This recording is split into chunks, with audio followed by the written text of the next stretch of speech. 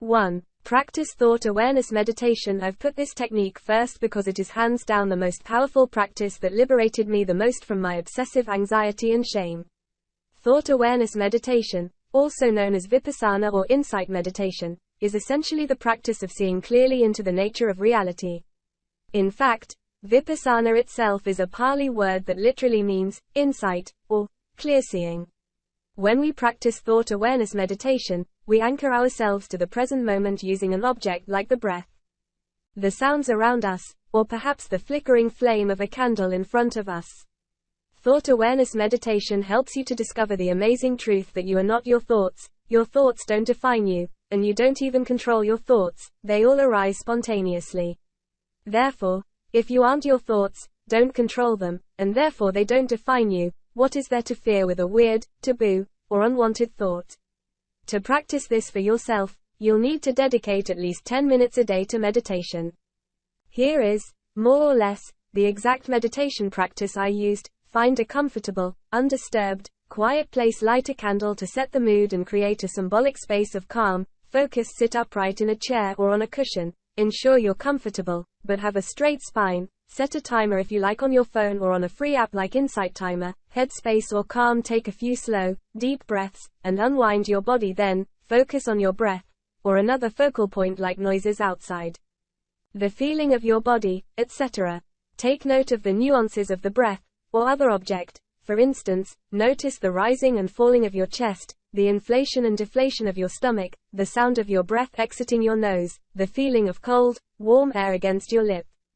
When your thoughts wander, which they will, bring them back to your focus object. Your mind will keep getting distracted, and that's perfectly normal and okay. Just keep gently bringing your focus back to your breath. Eventually, you'll shift into the role of the observer. This happens when you feel detached from your thoughts and can simply observe them without becoming them. This could last for a second, a few moments, to a minute. It takes practice. When you enter this space of thought observation, simply ask, where does this come from?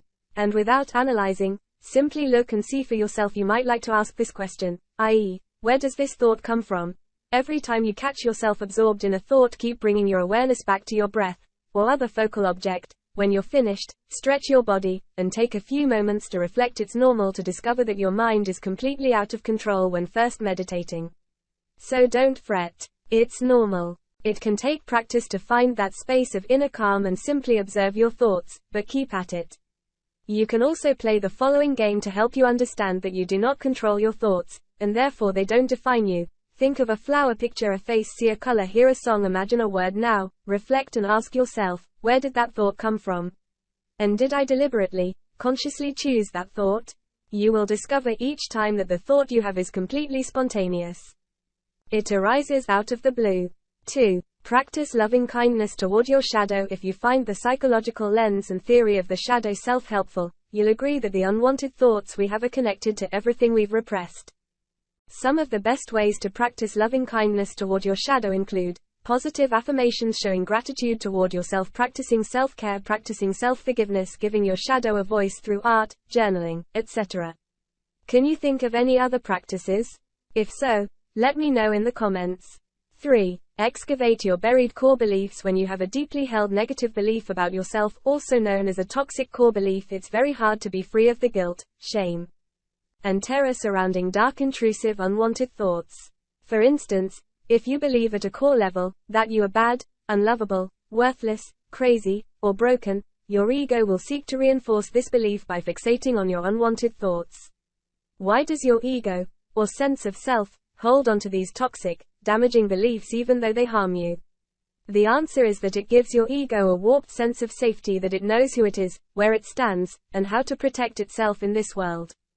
What your ego fears the most is ego death, the experience of being nothing, not existing, and essentially, being annihilated. So excavating and questioning your buried core beliefs can be met with a lot of unconscious resistance.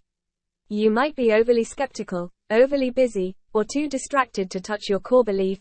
All are defenses of the ego to try and protect your basic sense of self. After all, who are you when your core belief that you're fundamentally blank is taken away? The answer is that you can be whoever you want to be. Or, more accurately, you can be who you were authentically born to be. and you can replace this toxic core belief with a more realistic, healthier one. Examples of healthy core beliefs include: I am capable, I am lovable, I am whole, I am worthy, I am beautiful, I am intelligent, I am strong, I am interesting, I am talented, and so forth. If you would like help with uncovering your toxic core beliefs, I recommend that you read our core beliefs article for more guidance. You might also like to look into reading books on core beliefs such as Mindworks, a practical guide to changing thoughts, beliefs, and emotional reactions, and Prisoners of Belief, exposing and changing beliefs that control your life. Those of us who have dark thoughts, which, by the way, is most of us, tend to harbor the deep conviction that there is something wrong with me or I am a terrible person. However, the reality is that having a dark or disturbing thought does not make you a bad or evil person. The truth is that your thoughts are spontaneous and do not mean anything about you. It's only when you fixate on these thoughts and fuel them with fear that they start to gain power and increase in number.